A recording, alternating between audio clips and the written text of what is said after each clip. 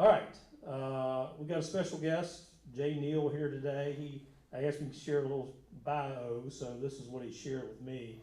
He's a semi-retired attorney. There's no such thing as a retired attorney. I figured it out. I'm trying. Yeah, I know you have, but you're too good. Of course, Jay graduated from Strasburg High School in 1972. He went to Virginia Tech on a football scholarship. Graduated with a degree in business in 1976. And he graduated from Marshall Witt School of Law at William & Mary in 1979 with honors. His current practice is limited to assisting Brandon Keller in an of-counsel role. I'm saying that right? That's the technical term. That's the technical term. And serving as town attorney for 4 of our Shenandoah County towns. So as you can see, I don't think you can have semi-retired. He's still a very much working attorney. But for you all that know Jay, he bleeds purple. Strasburg purple, Strasburg Express purple, in a critical role in Strasburg Express. He's got a game he's got to get to Winchester here a little bit later. That was a big thing, is working on a schedule. He'd be able to do this program and get to the Express game once the season starts, because once the Express season starts, basically consumes him, okay? But again, that's a great thing he's brought to the town of Strasburg. So Jay's just an outstanding guy. We're very excited. We've actually been talking as a board to try to get him to come and speak about his father for a long time. I think it's so great we're able to get him this time, because we just celebrated, of course, the anniversary of D-Day, okay, on the 6th. So it's just great he's able to come here and speak about him. So without further ado, introduce Neal. Thanks, sir. If you don't hear me well enough, let me know and I can move this thing around a little bit. I'm feeling old. One, this is Historical Society. 2, I remember when he played Little League Baseball. So, I mean, very vividly. I'm not quite like Coach Proctor. Coach Proctor can tell you the number and position of any player that ever played for him. Anybody, anytime, anywhere, played for Glenn Proctor, he can tell you. I cannot tell you what his number was, so I'm not that good. Anyway, I've got some stuff if you all want to look at after I speak up here. I've got a German P-38. The P-38 was a handgun that took the place of a German Luger. They started making them basically after they stole Belgium. They also stole factories in Belgium, one of which manufactured pistols. So the Germans decided this is a nice place to make pistols. So that became the replacement of the German. My dad took that from a German soldier or anything else on the side of the grave. He told me a story once that he actually had a better one, and one of the guys in his platoon had been wounded and he was leaned up against a tank, and so Daddy, and by the way, I'm going to say Daddy. From the time I was born until now, my father has been called by me Daddy. I never called him Father, or I might have said sir sometimes, but it was always Father. It wasn't Father, it wasn't Dad, it was Daddy. I had a teammate at Virginia Tech who just thought that was the quaintest, goofiest thing in the world, that only little kids use the term Daddy. I told him to move to the South and get a life, but anyway, so I'll use it interchangeably. If anyone's offended, I'm sorry, but that's the way it goes. Anyway, so Daddy told me a story that there was a guy that was wounded and he was helping with him. He was sitting up against a tank, and he had a really nice German Luger, and he laid it on top of the tank. And the corpsmen came and they were working on the guy, and they finally got the guy transported, and he went to leave and someone had stolen the gun off the top of the tank. So there you go. Honor among thieves, I guess. I don't know. But anyway, he said that was nicer. We've also got a collection of the medals that he won. My brother-in-law Stan's up here. He had a lot to do with that. My nephew Michael Whittle, God rest his soul, had a lot to do with that as well. Michael collected a ton of information. He was much better at it than I am. I've also got a picture. I've got my dad's dog tags. And for those of you that haven't ever seen V-mail, does any of you know what V-mail is? Somebody's bound to. There you go. So I've got some samples of V-mail up here. V-mail looks a lot like a fax, years before there was a fax machine, but when the soldiers would write letters, they basically somehow would be copied onto this, and the censors read everything. They wanted to make sure nothing was going that our enemies could get advantage of. It seems amazing to hear that now, but they did. And so this is what was actually sent through the mail and would come home. I've got at home a collection of a lot of the letters or V-mails that my dad sent. Also, I've got some of the letters that he received on the other side, including the one he had a sister, Lucille, who was, what's the word I can use, disadvantaged. Kind of, back at the time they used the word, I think, retarded. I don't know. Anyway, he was very close to her. She passed away while he was over there, and I've got the letter where they wrote to him telling him that, which was as touching as you can get. But anyway, people don't write letters anymore. Now everything is email or texting, and I think we're losing some history by that. But in any event, if you haven't seen V-mail, that's what those things are. And then I've got my dad's dog tags. I was intending to give one of those to each of my sons and haven't done it yet. Because I'm doing this, I'm glad I haven't, because getting them to give them back would be hard. So, without further ado, I do not want to start on June 6, 1944, which was D-Day. I need to start in about 1969 or 1970. I see not a whole lot of dark hair in here, and so everyone remembers when television consisted of channel 3, 4, 5, 7, and 9. And channel 5 on Saturday afternoons or Sunday afternoons had something they called the Metro Media Movie or something like that. It was just a movie, but they had names for them. Anyway, they were showing The Longest Day, and that was the John Wayne version of D-Day. And, you know, very classic movie, well-known, well-respected. And I was about half asleep laying on the couch. Daddy was sitting in a chair. You ladies, my sister's here, they know which chair he would have been sitting in. The green one over on the far side. Anyway, so they landed, and some soldiers went up the hills, and there was a pillbox, a concrete-covered gun. And in the movie, they threw hand grenades in. And like I said, I was about half asleep, and my dad said, it didn't happen that way. And I said, what? He said, it didn't happen that way. And I said, how the heck would you know? He said, I was there. He said, we went right past that pillbox. He said, the boys behind us took that out. He said, they told us to get in as fast as we could, as far as we could. He said, we didn't stop for anything. We didn't throw hand grenades in there. And that was the first that I ever knew that he was at Normandy or D-Day, because he had never talked about it before. There were a couple occasions after he mentioned it a little bit, but that was really, I mean, I had no idea. He also mentioned that day that the water was pink. From all the blood. I mean, the loss of life and injury was just hard to believe. And I read with the 8th anniversary of D-Day just last week, there were a lot of newspaper stories, and I read where a pilot was interviewed, and he said he flew over and the water looked pink from the air. So that's how bad it was. And then he mentioned that there was a group next to them that didn't get off the beach, and I remember asking, kind of a dumb question, do you mean they were pinned down? And he said, no, they did not get off the beach. So that was the only time. Now, my mother told us that he never talked to her about it really, but there was an occasion where one of the gentlemen came by that he served with, and they went in our living room, the good living room. We had one of those good living room, you know, you couldn't go in it ever. It was always really, really nice, but you never went in a good living room, which didn't make a whole lot of sense, but that was the deal, and we all accepted it. Anyway, they went in the good living room and talked pretty much all day long, and I guess you had to. Now, I'm going to mention a little bit later, through Jack Marsh, I got to go meet with Colonel Clow. He was Captain Clow in World War II. He was my dad's commanding officer. And some years ago, I was talking to Jack Marsh, and we were talking about some things that I'll mention in a bit. And Jack said, would you like to meet your dad's commanding officer? It's like, wow, are you kidding? And he said, well, you know, he's alive. He lives in Winchester. He was former mayor of Winchester. He served 2 or 3 terms. And so Jack set it up, and I went down to Winchester and met with Colonel Clow, and he invited another gentleman to come over who also served with Colonel Clow and my dad. As it turned out, he was the one that stopped by our house that talked to Daddy the day my mom mentioned. He was a recruiter for the Army after World War II. So probably 2 hours into the conversation, we figured out that was actually him that was there. Anyway, he didn't talk about it a whole lot. Colonel Clow was amazing. And I'll be mentioning a lot of the information I got from Colonel Clow, because he told me a lot of things that you just don't read about and you can't really fathom, you know, just watching the movies or reading it in the book. So anyway, that's an awful lot of background in a short period of time.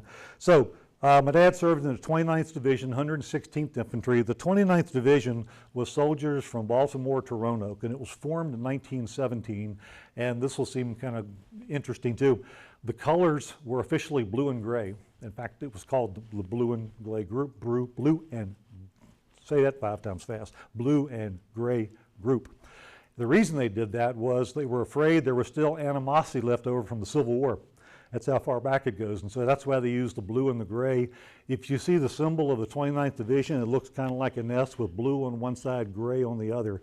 Now, as it turned out, there has never been a situation where there was a problem in the 29th with, you know, the blue and the gray and the north and the south and all of that. But that was their fear when it came together, and that's why they blended them. It was a National Guard unit for many, many years, and they functioned just like the National Guard does today. But in February of 1941, they were activated because the war was underway. My dad was inducted into the U.S. Army on April 19, 1941. He was inducted in Baltimore. He was 26 years old. He was 6 feet tall, and he weighed a whopping 165 pounds. So 6 feet tall, 165 pounds. It's kind of small, I would think, but anyway. You know what? He was never taller than 6 feet. I'm 6'3", or I was till I started shrinking with age. But I was never taller than him. He would never acknowledge in his life ever that I was taller. He said, "You're never taller than your daddy." So there you go. So they said 6 feet. What did they know? Anyway, the 116th Infantry is part of the Virginia Army National Guard. They're based out of Fort Meade, Maryland. And once that was activated, really from the time they were activated with the purpose of training to land in France. And the soldiers knew that much, but they didn't know many details. In fact, a whole lot of details were kept from them really until the end. A lot, I'm sure they figured out based upon the type of training that they were doing. But, you know, the war was going on, and there were a lot of battles going on all over the place.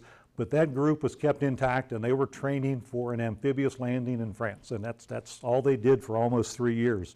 So they bounced around a bit. It's amazing the training they did. So in January of 1942, they were doing amphibious landings at Cape Henry, North Carolina. In March, they were transferred back to Fort Meade. Then they were sent in April to Fort A.P. Hill. That's at Bowling Green, if you've been down Interstate 95 anytime recently. They were there for about 3 months. They were doing more attack training. In July of 1942, they were sent back to the Carolinas to do more amphibious landings. They were there until August. In August, they were sent to Camp Blanding, which is in Jacksonville. And I found this kind of odd. They were sent to Camp Blanding, which is in Jacksonville, to prepare to deploy. They deployed from New Jersey. So I don't know why you go to Jacksonville to prepare to deploy and then go to New Jersey to deploy, other than it's the same U.S. government that sends the mail from Newmarket down to Northern Virginia to be sorted and then sent back to Newmarket. So that's the only way I can explain that. Anyway, so from Florida, they took a train to Camp Kilmer in New Jersey. That was in September of 1942. Camp Kilmer was amazing. This was a mind-boggling city within an area. It was 1,500 acres. There were 1,100 buildings, 7 chapels, 5 theaters, 20 softball diamonds, 160 horseshoe courts. There were 11 railheads that led into a main line. So troops would be sent here. They would do their final preparations. They get on the train, they'd be taken, and then they get on the ships and they go overseas. September 1942, they departed from there in New Jersey on the Queen Mary to England. It was the Queen Mary. That was the luxury ocean liner that was converted to a troop transport ship. And they basically stripped it out. And I don't know how they did this. I've never been on a cruise. Ever since we saw Titanic, Tina will not go on a cruise.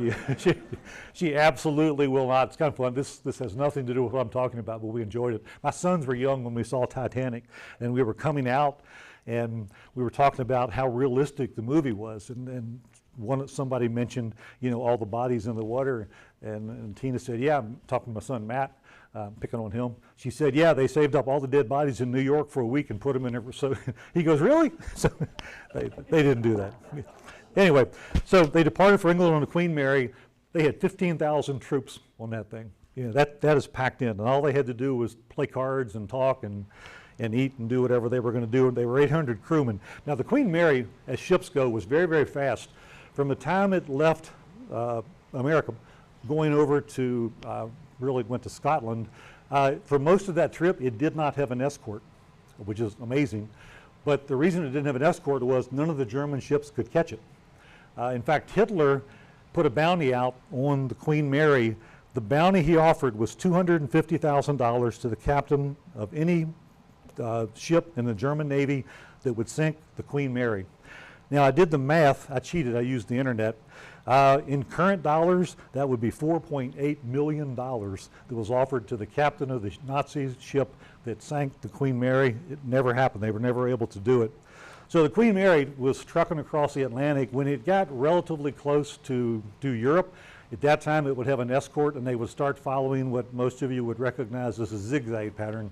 They went in zigzagging, trying to avoid German ships and also to avoid German submarines. If you're zigzagging, it's a whole lot harder for a submarine to hit you. At least that's what I'm told. Unfortunately, there was a British ship called the Curacao, British cruiser, and it was near the Queen Mary, and with the zigzagging, Queen Mary cut it right in half, ran right through the middle of it. There were 236 British seamen that were lost in that. The Queen Mary couldn't even stop. It never even slowed down. They wasn't allowed to. They felt there was such a security risk that it didn't stop. Some of the other ships tried to take on survivors and whatnot, but the Queen Mary kept on going. They said some of the soldiers on the Queen Mary actually threw life preservers and life jackets over the railing, you know, as best they could. But it kept on going. It did not stop. After the war, in fact, that was kept quiet until after the war. It wasn't commonly known that even happened until after the war was over. After the war, being a lawyer, I have to mention this, there was a lawsuit. The Royal Navy sued the owners of the Queen Mary, saying they were negligent in operating their ship, and that's what caused the sinking, and they were trying to recoup something, I guess, from the Royal Navy's purse. The owner of the ship was the Cunard White Star Line. That sounds a little bit familiar. About 40 years earlier, they had some litigation over the sinking of some ship called the Titanic. It was not their century. I mean, if you're going to get on a ship, I suggest skipping the White Star Line. They're just not very lucky. Anyway, if you're curious, in court, they held that the Curacao was 2/3 responsible. The Queen Mary was 1/3 responsible. So they landed in Scotland, a place called Green Rock. And then they went from there to Tidworth, England, Tidworth. There they continued training. And these guys had to get bored. I mean, they were just constantly training and training and training. Once they were in England, they went to different locations to practice the amphibious landings. And their practice was not, was it Allen Iverson, you know, that said, you know, in NBA basketball, practice. We talking about practice? Well, the practice for these guys was not what is like athletic practice. They were practicing amphibious landings. They were going full bore. A lot of times they had live ammunition, and there were a number of soldiers that were killed in the training. I mean, they had very realistic training for this because they knew what they were going into, so they didn't hide it any. But they did a great deal of training on that for about 1.5 years in England. Finally, you get to June 3rd, and they decided, okay, now it's time to go. So the 116th Infantry loaded on 3 ships. Daddy was in Company I, and he was on the USS Charles Carroll. And so there were 3 ships. When they went down to the loading docks, they actually marched in formation. And you got to remember, they've been in England for about 1.5 years, and they've gotten to know a lot of the citizens there. And I'm sure they might have visited a bar once or twice. Do you reckon any U.S. Army guys ever went to a bar? Probably. So they met a lot of people. There were actually some soldiers that got engaged, some soldiers that had gotten married. There were some soldiers that were engaged that, you know, they left for Normandy and they never came back, unfortunately. But when they were marching out, Colonel Clow, we talked about that, he said that a lot of the British citizens, some were cheering and waving, he said, but a great many of them were crying their eyes out as they're watching these troops march down the street. He said, because everybody knew where they were headed. They knew kind of what they were going into. They knew it was probably about as dangerous an assignment as any military group had ever received, and a whole lot of these guys probably weren't coming back, and they knew all that. And so there was an awful lot of crying going on as these guys marched down. So they got on the ships. They go out into the English Channel, and you get to June the 5th, and June 5th was originally going to be D-Day, but the weather was so bad they delayed it for a day, and so they actually did it on June the 6th. So at 2:30 a.m. On June the 6th, they dropped anchor 12 miles from Normandy, and then these boats are called Higgins boats, and that's the transport boat that you see in the movies. They go in and their front kind of drops down and they go out. So the Higgins boats were attached to the ships, and they lowered those down into the water. And then the soldiers, including my dad's group, they had to climb down rope ladders to get onto the ships. And the English Channel was choppy, and it was bad current. It was nasty weather, and these ships were bouncing up and down. Colonel Clow told me, and I've never read this anywhere. In fact, a lot of people don't even know it, I guess. Colonel Clow told me there are a number of soldiers that as these ships are bouncing up and down and they're climbing down the net, they got pinched and they fell into the English Channel. They were all carrying anywhere from 70 to 100 pounds of equipment. He said they sunk like a rock and they could not be saved. So there are families to this day that believe that their loved one, you know, died at Normandy and they just never found the body. They actually never made it to Normandy because they drowned in the English Channel. It's mind-boggling, the things that happen, you know, that you don't know about. So they go out, they get on the landing craft and they putter around out there, and then at 2:30, I'm sorry, I got the name wrong, or the time. At 4:30 they headed in. Now there were 4 beaches. They had code names: Sword, Juneau, Gold, Utah, and Omaha. Omaha was the one that my dad's group was going in on. That was deemed to be the most difficult. We think of beaches like if you go to the Outer Banks or you go to Ocean City or you go to Virginia Beach and you've got maybe, 30 to 50 yards of beach, and then you've got a dune, and then you've got, you know, multi-million-dollar houses after that. Omaha Beach was different. It was flat as a pancake. It was 6 miles wide, very wide. It was felt to be the most dangerous and the most difficult of all the beaches that were going to be attacked, and indeed Omaha suffered the worst casualties of any of the beaches, and it was the most dangerous landing. So as soon as you got to the edge of the water, there was something they called a shingle, and that was from shells and stones and rocks that would wash up, and it was about 3 feet high, and you could actually get behind that. Not for very long, but you could get behind that. Once you crossed the shingle, then you had between 300 and 400 yards of flat sand, nothing but flat sand. I mean, that was it. No hills, no nothing. It was just flat. And you got the Germans up on the hills with more firepower than you can possibly imagine. And once you went the 300 or 400 yards, that wasn't the end of the journey. There was a seawall, which was about 5 feet high. The Germans had nicely put barbed wire on the seawall to make it difficult to get across. If you got across the seawall, then there were hills, and those were up to 100 feet high. So, and then everyone shooting at them was up on top of those hills. So their assignment was to get there by any means possible. I mean, it seems incredible. I remember when I talked to Colonel Clow, and he was, I mean, I only met the man once and talked to him for 3 or 4 hours, but he reminded me a little bit disposition-wise of a gentleman that some of you will remember, Reverend Dr. Harry Krim. One of my favorite people on the face of the planet, one of the sweetest men that ever existed. Colonel Clow reminded me a whole lot of Reverend Krim. He just was a sweet, and he talked to me, and he wasn't bitter. I mean, he just described. I mean, he had lived it. Anyway, so on top of the hills, they were the concrete bunkers, and they had machine guns. The Germans had 85 different machine guns set up to shoot at that beach. And everything was coordinated because they assumed for a long time there was going to be a landing in France. They weren't sure where. They actually didn't think it was going to be Normandy. They thought it was somewhere else. People could talk about what happened that day for a long time. There were fake landings, and you've seen in the movies where there were fake paratroopers where they landed and a gun fired, and actually it was just a well-made dummy. And when the feet hit the ground, the gun would go off. There's part of the movie, which turns out to be true, is some of the Germans announced they were under heavy attack, and it was these sticks coming down going off like fireworks. But anyway, I asked Colonel Clow, I said, I'm curious, I said, did you all know what you were going into? I mean, did the soldiers appreciate what they were headed into that morning? And he said, oh yeah. He said, we were told that between 30 and 50% of us, this is going to be your last day on earth. I mean, that's just mind-boggling. Tom Brokaw used the expression, this was the greatest generation, and I can't imagine 3 words that better describe a group of people than the greatest generation. It's hard to imagine, but they knew. Now, they thought they were going to have some help that they didn't get.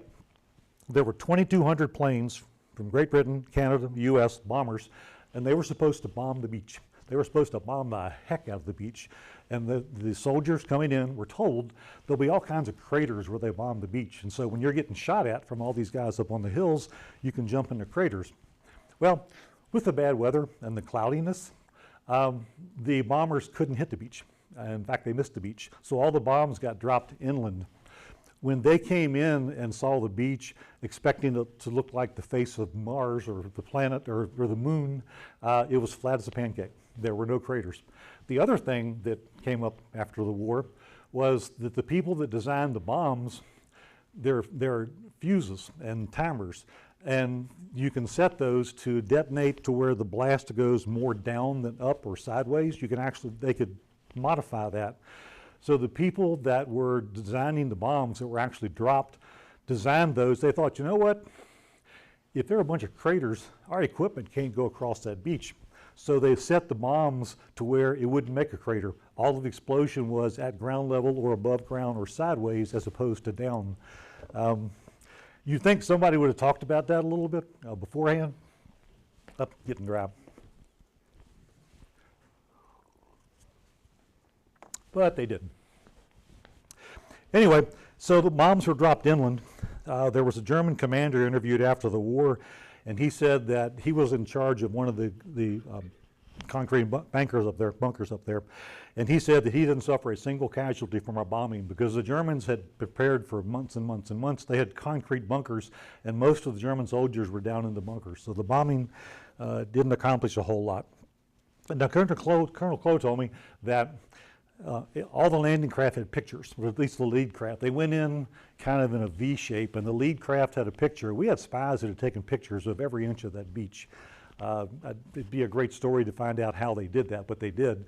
And so each landing craft, they had a picture of where they were supposed to be coming in. And so as they're going in, they can push the slide, and they can look at the picture, and they can kind of figure out whether they're on target or whether they're off target. Most of them, unfortunately, were off target.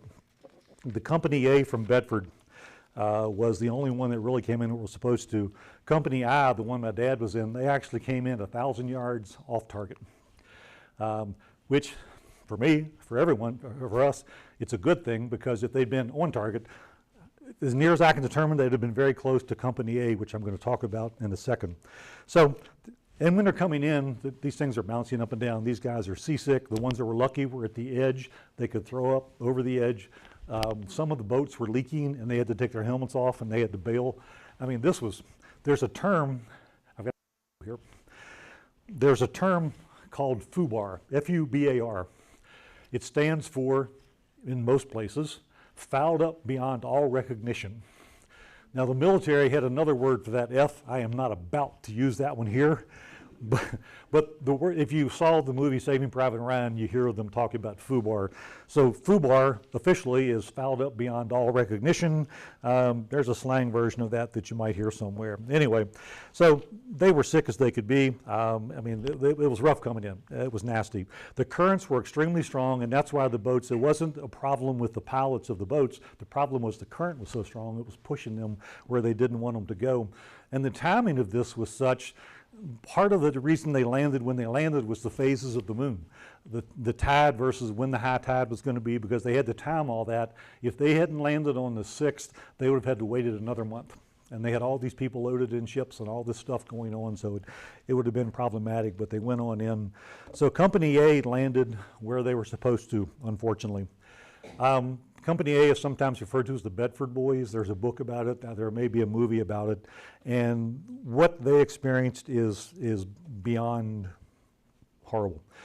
There were 30 soldiers from Bedford that were in the boats. 22 of them were killed, probably in the first 5 minutes.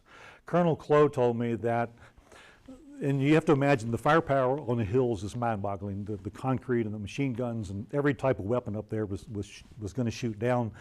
But they held their fire. For a long time, they held their fire, and they could look out. Colonel Clow told me when he looked out to the ocean, all he saw as far as he could see was ships, every direction.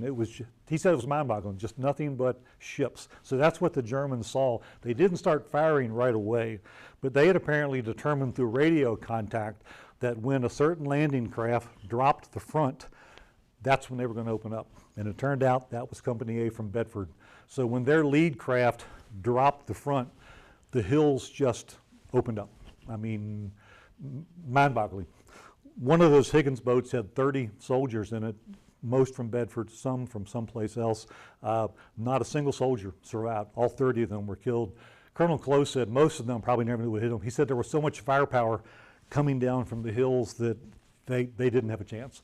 The few guys that were able to get out of the boat, they got to the beach, but the tide was coming in and they drowned. He said within about 10 minutes, Company A was gone. It didn't exist anymore. I mean, that was, so I've never been to Bedford. They've got a nice memorial down there, and I want to go down there to see that. I think it's something worth seeing. I'm embarrassed to say I haven't been there yet. But, and communication was different back then. I've read some books about that. In Bedford, of course, you didn't have the internet, so you didn't get news like we get it today, and the news coming back from overseas was not anything like it is now. So it was probably a week to 2 weeks, and telegrams started coming back about soldiers being killed. And in Bedford, you know, a telegram comes in, and then another, and then another, and then another, and before long there's an avalanche of telegrams coming into Bedford. And thankfully, some people realized what was happening, and they got real people to get most of those notices because, you know, the military had to serve them and get. They were busy, and so a lot of the townspeople took the notices and went to the homes to tell people, you know, your son or your husband or whatever, you know, was killed at Normandy. But it was about 2 weeks, maybe even 3 weeks, before that came back from Europe over to there. So that was Company A. They actually had zero cover once the fronts of theirs dropped. Company I, the one my dad was in, because they were off course, it probably saved a bunch of lives. They had 2 4-boat teams. Colonel Clow told me they actually made it to the beach before they had their first casualty. And he said now it was kind of a mixed thing. When their boats dropped down the front, the water was only knee deep, which was great. Because if you watch the movies, and it's very realistic, in some places the fronts dropped down and it was 7 feet of water, and the guys had to swim or drown because they couldn't walk. So my dad's company, fortunately, they landed in relatively shallow water, but as soon as they get out of the water and they're onto the beach, they find that the beach was some of the softest sand Colonel Close said he'd ever seen in his life. You know, so they're wearing 80 to 100 pounds of equipment with army boots on, literally, and they're trying to run through the sand, and the sand is just as soft as it could be, and he said that was a mess. And they did suffer casualties and fatalities once they hit the beach, but they actually got to the beach unscathed. He was kind of happy about that.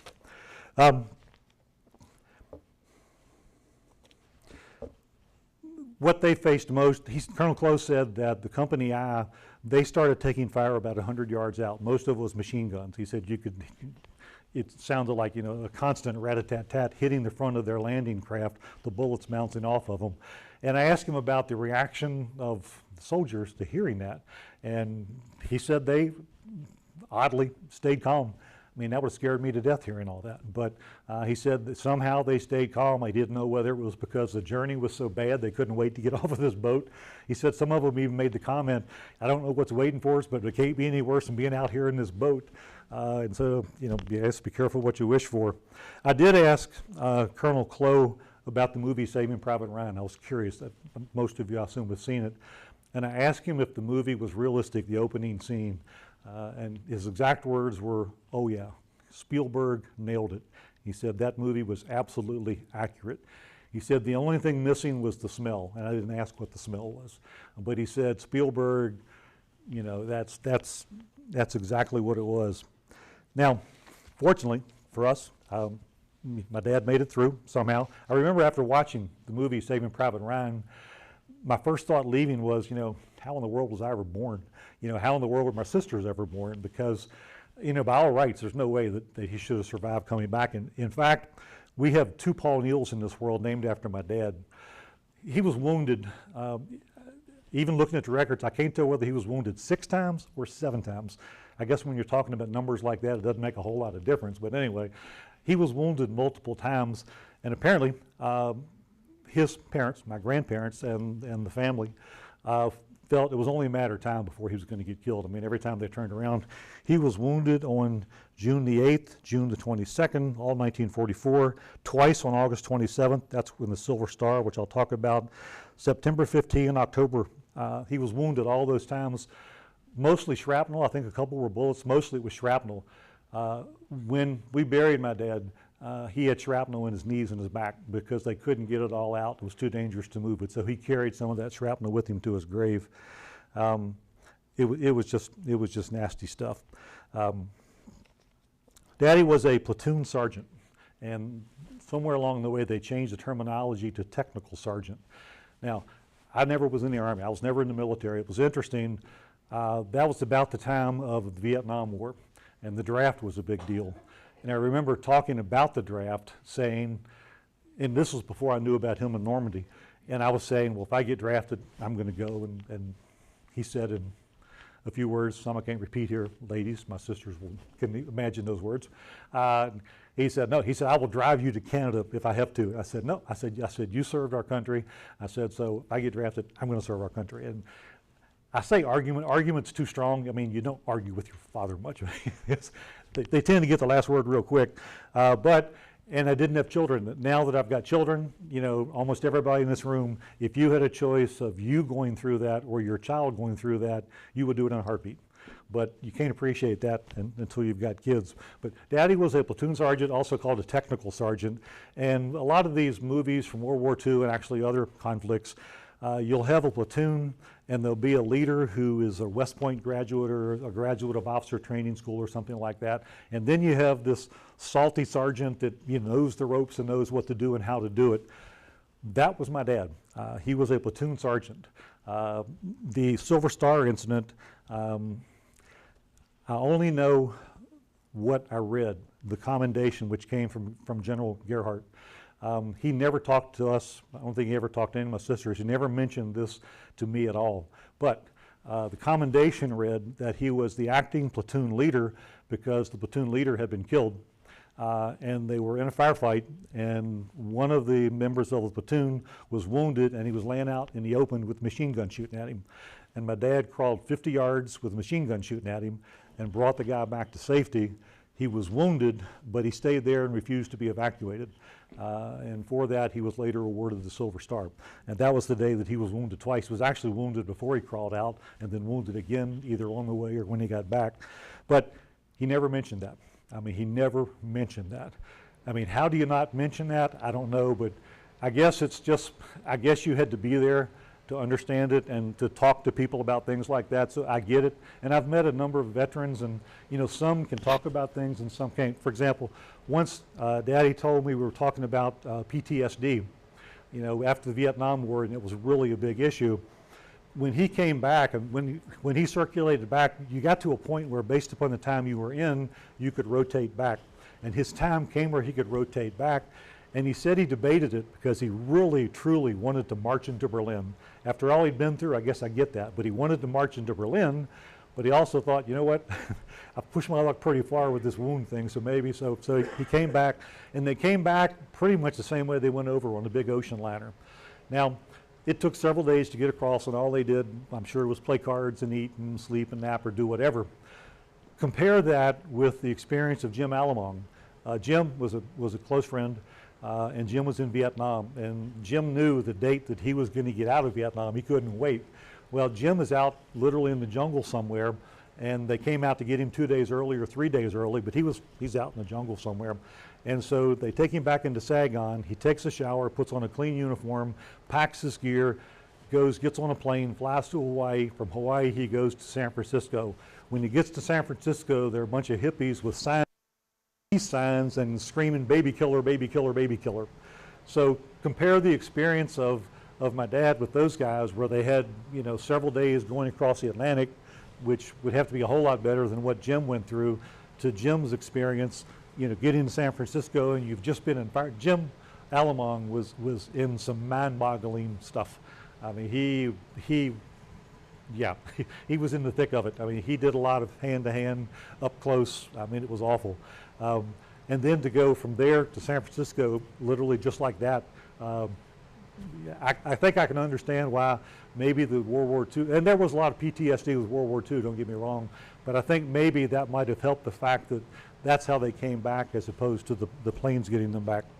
Anyway, I'm going to talk about Jack Marsh just a little bit because Jack was our neighbor, living on Brown Street, right across from Charles Platt. And this only dawned on me some years ago, not when I was young. So Jack was a congressman and later became Secretary of the Army. Jack sent me an invitation when he was, I forget the word, maybe investiture. I call it a coronation. I've never seen so much brass in all my life. I mean, generals from all over the world were there. It was at the Pentagon. But he invited me, and it was great to go down to that. But anyway, so he was on Brown Street, and right across the street was Charles Platt. Mr. and Mrs. Platt, her family, I was always told, was very wealthy. They were Jewish. They fled Germany with the clothes on their back. I mean, they lost everything they had coming over. And then you had my dad, who was in the first wave at Normandy. And then across the street, you had Hubert Martin, who was mayor of Strasburg. You might remember. What a lot of you may not know, drafted into the Nazi army when he was 14 years old. And Hubert told me that he was injured and he was in a hospital in England. And a nurse came in and to him, beating on the guy. And she had a newspaper, a tabloid that had pictures of Auschwitz, the death camps. And he said, they talked among themselves that this had to be Allied propaganda. Surely, Germany would not do such a thing. He said, but, eventually they realized, yeah, Germany did do such a thing. But I found it interesting that you had a Nazi soldier, first wave in Normandy, a Secretary of the Army, and a Jewish couple that fled Hitler, and they got along fine. I mean, they got along fine. It wasn't like they were talking every day, but, they liked each other. We need a whole lot more of that in this world. We could use an awful lot of that. So Daddy did tell me that he always wished he'd marched into Berlin. He kind of regretted that, but he came home safe anyway. So there are two of us named after my dad. My cousin is Paul Robert Neal because they didn't think my dad was going to survive. And so they named the baby Paul Robert, my cousin, after him. His nickname is Stinky. I think I'd go with Paul Robert, but Fuzzy got the better of the two nicknames. Anyway, yeah, he definitely did. Anyway, so I think the Robert came from the Boyer side. But anyway, my dad survived. About 10 years later, I was born, so I'm Paul Joseph Neal Jr. But there are two of us in this world named after my dad, Paul Robert and me. But the last time I talked to Jack, and I'll close with this, I don't know how long I've talked, but I don't want to keep you too long. And Jack Marsh was just a wonderful, wonderful man. I mean, he was just a good, good man. And we were talking, and he said, Paul would not get you killed. He said, you knew that he knew what he was doing. He was not going to get you killed. He was a man that you wanted to be with. He said, he was a soldier's soldier. And I thought, wow. I mean, that shut me up. My wife says it never happens. But pretty amazing. Anyway, that's pretty much it. There's a whole lot more story once they go on in. My dad, after Normandy, he was in for about, I guess it was close to a year. They went on into Germany, and then he rotated back once he was in Germany. But there were, and the experience that my dad had and the things that he did, I mean, I'm a very proud son. I know from time to time my dad will probably brag over my athletic exploits or something, not that they were worth bragging of, but he would anyway, 'cause that's what fathers do, right? But this is the first chance I've ever had to brag a little bit about my dad. And so I appreciate the opportunity. My sisters and I are extremely proud of what our dad did. We don't know the half of what he saw and did, but Tom Brokaw, the greatest generation, that was a great, great, great moniker to put on them. Anyway, that's all I've got. If anyone has questions or something, I can try to answer them, not that I'm a wealth of knowledge. Yes, ma'am. How did the Germans know that we were headed to Normandy?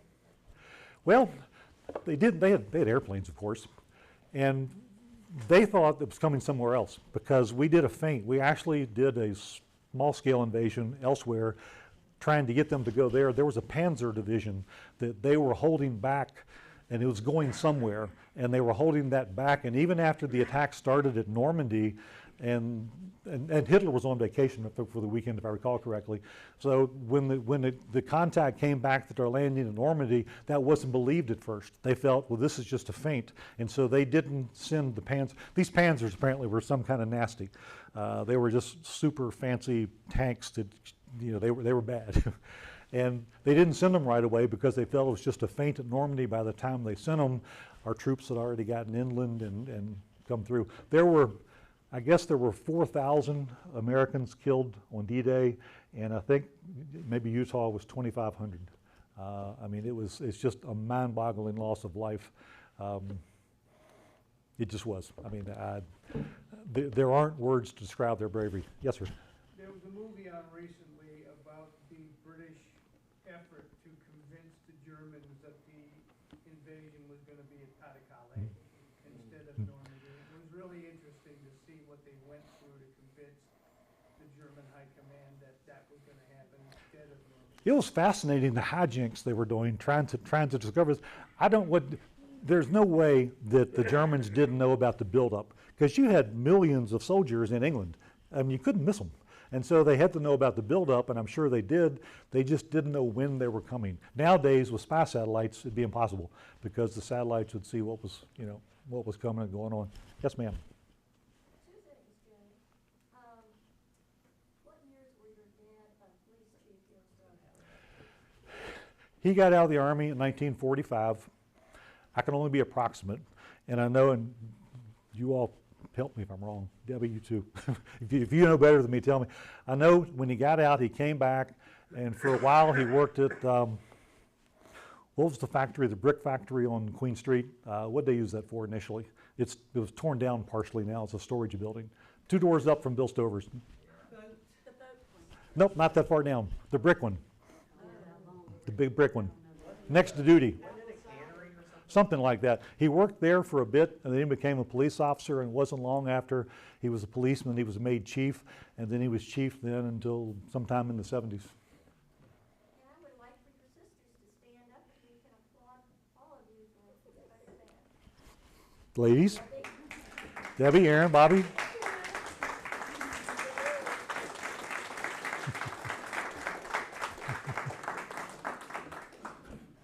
They get the prize for putting up with me because I was the only boy. It was funny when Daddy would call for somebody, when he'd yell, it was always a sequence, you know, Bobby, Debbie, Aaron, Jay, and it was like, I'm the only guy. I mean, how hard, but sometimes he would rattle the names off trying to, you know, yelling for somebody, but it's like, I'm the only guy, how hard is this? Anyway. Any other questions? Of course, we have granddaughters here too, there's Ravens. Yes. Any other questions? All right, let's give Jay another round of applause. Thank you all.